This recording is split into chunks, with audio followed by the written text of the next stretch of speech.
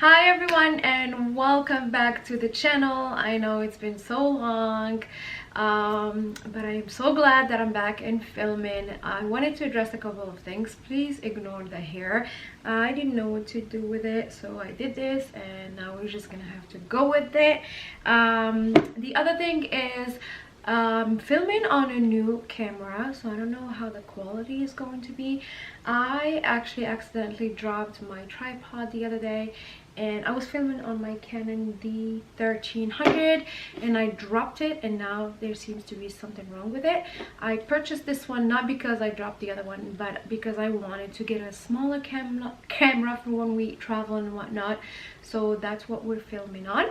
A lot of times when we're traveling, I find myself leaving that big one, the big camera, behind just because of its weight, and it's just sometimes I don't want to take it out with me. So this is the, by the way, this is the Canon G7X2. I'll link it down below if you're interested. But yeah, I hope the quality is a little bit better. I know it's going to be looking a little bit different, and I'm sorry if I keep looking up, because this one actually has the screen thing where you can see yourself. So yeah, today will be an unboxing and review of the Christian Louboutin patent Particule, as you can see from the title. 3 weeks ago when I ordered this pair of shoes, I could not find not one video here on YouTube on this particular model. So I decided to give you my opinion, my review, and whether it's worth the money or not. So if you want to see what I think about them, let's start with unboxing the shoe itself. It just comes with this box here, as you can see, and this is the shoe. It comes with a dust bag. This is what the shoe looks like.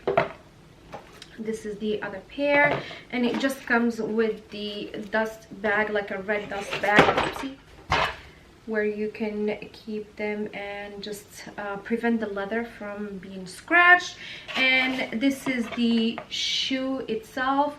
As you can see, it is made of this high gloss shiny leather. So sleek, so sexy, so classy. I got mine in the color dark plum, but it is so dark that it can almost pass for black. I got mine in the 4-inch heel, which is perfect for the office, perfect for a night out. I don't like my shoes to be too high where I can only wear them once or twice. I like to get a good wear of my shoes. Beautiful shoe to look at. And I got mine in the 4-inch heel and in the square toe, especially for the comfort. However, I am very disappointed to say that these are so very uncomfortable. I got these online, and a little backstory on the Christian Louboutin shoes. My very first pair was the Socate in the beige leather. I tried those. My husband wanted to treat me for our anniversary last year. I tried those in store and they were uncomfortable, but I was so excited because it's such a beautiful shoe. I bought them anyway. I got home and I tried to bring them in. I could not even walk on them for over a minute. I ended up returning those. So this year when I went looking for another Christian Louboutin pair, I especially wanted the square toe. That way it's not squishing my toes, and I chose a shorter heel for comfort, and I also went half a size up.